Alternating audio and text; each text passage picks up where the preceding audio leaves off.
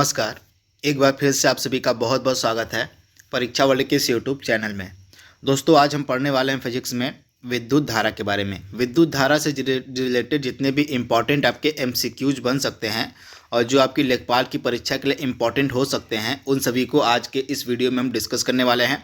दोस्तों, यह फिजिक्स का हमारा 8वां वीडियो है। अभी तक हमने 7 जो इम्पॉर्टेंट वीडियोज हैं फिजिक्स के टॉपिक वाइज, उनको अपलोड कर दिया है। उसकी प्लेलिस्ट भी हमने बना दी है। तो अगर आपने हमारे पिछले वीडियोज़ को नहीं देखे हैं तो आप उनको प्लीज़ जाके देख लीजिएगा। प्लेलिस्ट में आपको सभी वीडियो एक ही जगह पर मिल जाएंगे टॉपिक वाइज फिजिक्स के। तो आज ये हमारी 8वीं क्लास है और 8वीं क्लास में आज हम देखने वाले हैं विद्युत धारा के बारे में। तो चलिए आज के इस सेशन को शुरू करते हैं। तो पहला प्रश्न आपकी स्क्रीन पर है, काफ़ी इंपॉर्टेंट प्रश्न है। एक 100 वाट का जो विद्युत बल्ब है यह 10 घंटे लगातार जलता है, तो 5 रुपये प्रति यूनिट की दर से जो विद्युत खर्च है वह कितना आएगा, आपसे पूछा गया है। काफ़ी इंपॉर्टेंट प्रश्न है। तो सबसे पहले इसको विद्युत खर्च निकालने के लिए हमें पता करना होगा कि व्यय ऊर्जा कितनी हो रही है।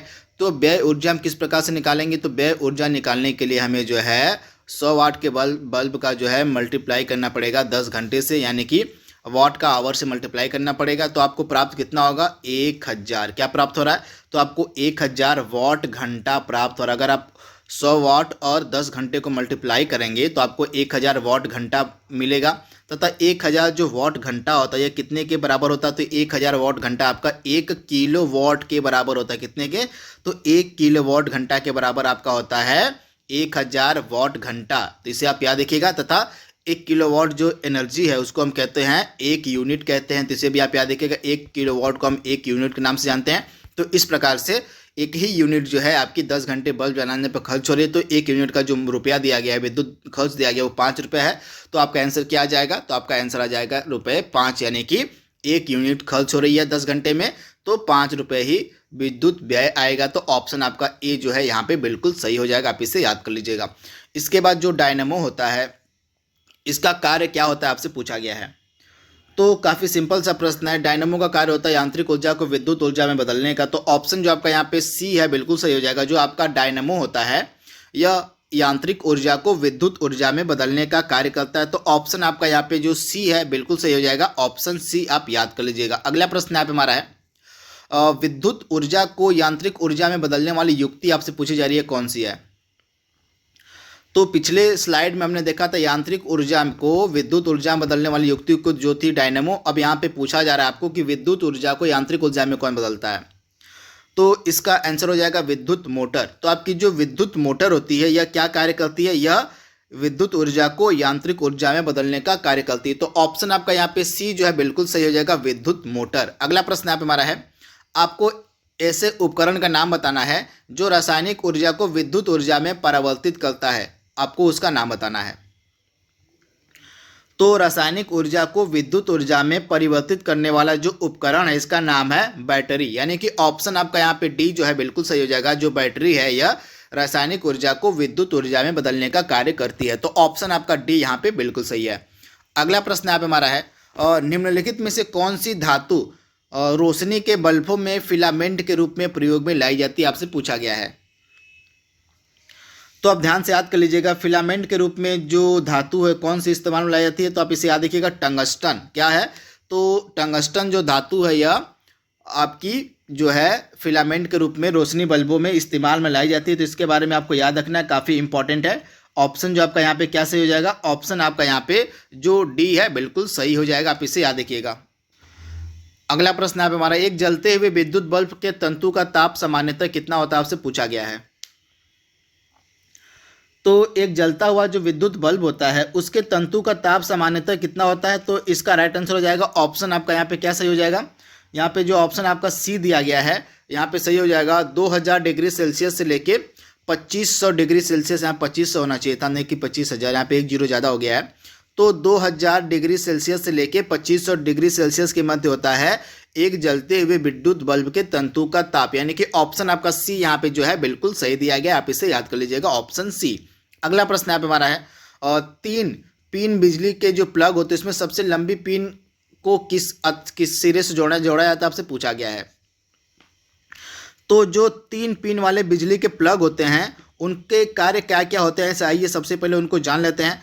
तो सबसे पहले आइए बात करते हैं हम ये जो 3 सिरे होते हैं, 3 फेज होते हैं, इनमें एक सजीव होता है, एक उदासीन होता है और एक आधार होता है। तो इसमें से दोनों जो प्लग आपके दोनों जो पिन होते हैं, जो साथ में एकदम पिन होती है, दोनों साथ वाली जो पिन होती हैं, इनको हम किससे जोड़ते हैं? तो दोनों एक साथ रहने वाली जो सिरे होते हैं, जो पिन होती हैं, उनको फेज एवं उदासीन तारों से जोड़ते हैं। आप इससे याद देखिए कि जो दोनों साथ में पिन रहती हैं उनको हम फेज और उदासीन वाले जो तार होते हैं उनसे जोड़ते हैं, और बाकी आपका जो लंबा वाला और नीचे वाला जो पिन होता है उसको हम किससे जोड़ते हैं? तो नीचे वाले पिन को हम आधार से जोड़ते हैं, यानी कि अर्थ से जोड़ते हैं। तो राइट आंसर आपका क्या हो जाएगा? आधार या अर्थ सिरे से जोड़ा जाता है जो लंबे वाला पिन होता है। तो ऑप्शन आपका ए यहाँ पे बिल्कुल सही दिया गया, आधार सिरे से या अर्थ से आप कह लीजिए। निकेल कैडमियम बैटरी का प्रयोग निम्नलिखित में से किसमें होता है, आपसे पूछा गया है। तो निकेल कैडमियम बैटरी का जो प्रयोग है इसमें से किसमें होता है? तो राइट आंसर आपका हो जाएगा कैलकुलेटर उपकरण, कार्डलेस इलेक्ट्रॉनिक और ट्रांजिस्टर, यानी कि उपयुक्त सभी में, इनमें से सभी में जो है आपका निकेल कैडमियम की बैटरी जो है इस्तेमाल में लाई जाती है। तो ऑप्शन आपका डी यहाँ पे बिल्कुल सही हो जाएगा। अगला प्रश्न यहाँ पे हमारा है, विद्युत उपकरणों में अर्थ का उपयोग क्यों किया जाता है, आपसे पूछा गया है। तो जो आपके विद्युत उपकरण होते हैं इनमें अर्थ का प्रयोग जो होता है सेफ्टी के लिए किया जाता है, यानी कि सुरक्षा के लिए किया जाता है। तो ऑप्शन आपका यहाँ पे सी जो है बिल्कुल सही हो जाएगा, सेफ्टी यानी कि सुरक्षा के लिए। अगला प्रश्न यहाँ पे हमारा है, सर्वाधिक विद्युत चालकता इसमें से किसमें आपको देखने को मिलेगी, आपसे पूछा गया है। तो सबसे अधिक जो विद्युत चालकता है आपको मिलेगी चांदी में, यानी कि ऑप्शन आपका ए यहाँ पे बिल्कुल सही है, चांदी में जो है आपको सर्वाधिक विद्युत चालकता देखने को मिलेगी। तो ऑप्शन आपका ए यहाँ पे बिल्कुल सही जवाब हो जाएगा। अगला प्रश्न यहाँ पे हमारा है, फ्यूज में जो प्रयुक्त तार होते हैं उनकी विशेषता आपसे क्या पूछी गई है, बतानी है आपको। उसकी विशेषता क्या होती है जो फ्यूज में तार इस्तेमाल में लाए जाते हैं? तो फ्यूज के तार की 2 खास बातें होती हैं, क्या?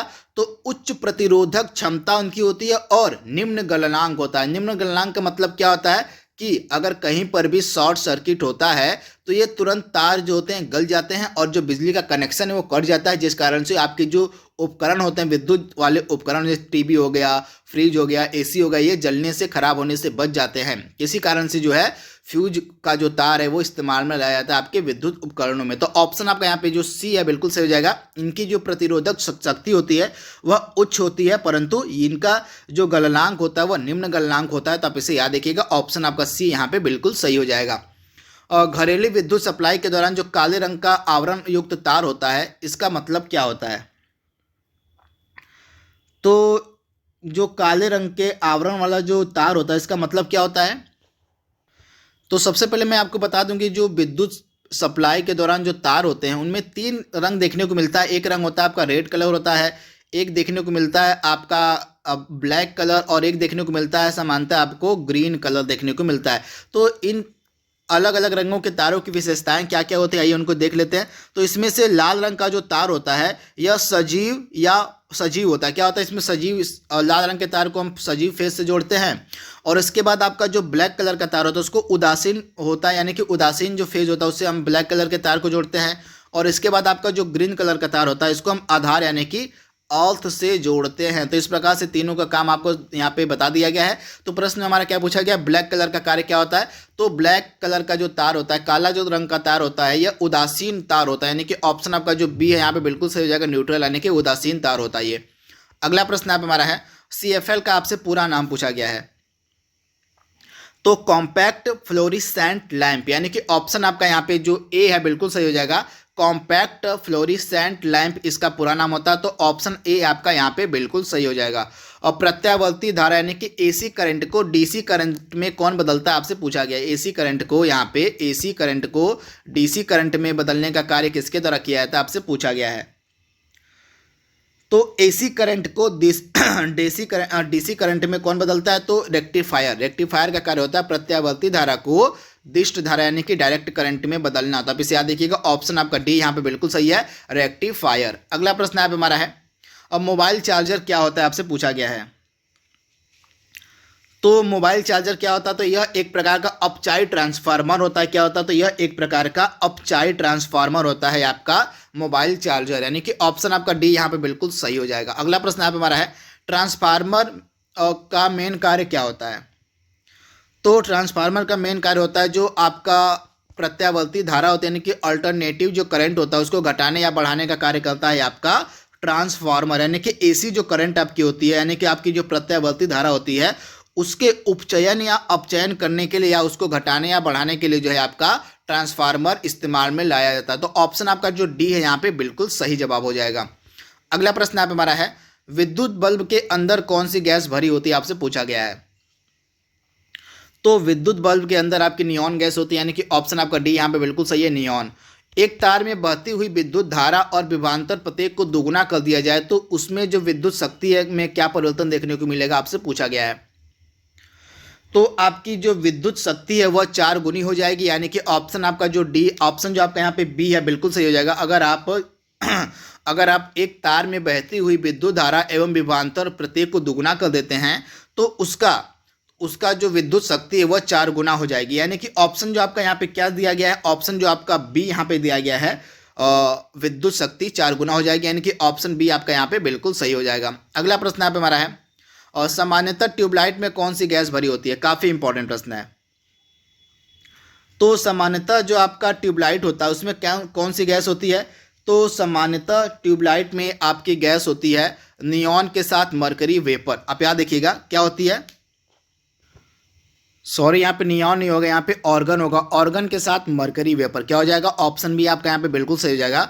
ऑर्गन के साथ जो है मरकरी वेपर जो है भरा होता है ट्यूबलाइट में। तो आप इसे याद रखिएगा, ऑर्गन के साथ मरकरी वेपर। तो आप इसे याद रखिएगा, इंपॉर्टेंट है प्रश्न, कई बार एग्जाम में पूछा गया। तो ऑप्शन बी आपका बिल्कुल सही है। विद्युत धारा किस प्रकार की राशि आपसे पूछी गई है, तो विद्युत धारा आपकी किस प्रकार की राशि, तो यह एक अदिश राशि, यानी कि ऑप्शन आपका ए बिल्कुल सही है, अदिश राशि है। आज का लास्ट प्रश्न यहाँ पे हमारा है, विद्युत धारा किस प्रकार की राशि है, तो इसके बारे में हमने बात कर ली है। विद्युत धारा जो है आपकी अदिश राशि है, तो आप इसे याद देखिएगा। तथा विद्युत धारा का मात्रक आपसे पूछा जा रहा है, तो आपसे मैं पूछ रहा हूँ, कमेंट बॉक्स में बताइएगा कि विद्युत धारा का मात्रक क्या होता है। इसका जवाब आपको कमेंट बॉक्स में देना है कि जो विद्युत धारा होता है इसका मात्रक क्या होता है। तो आज के लिए बस इतना ही।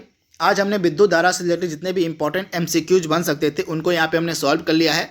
तो आज के लिए बस इतना ही। Thank you, thanks for watching, thank you.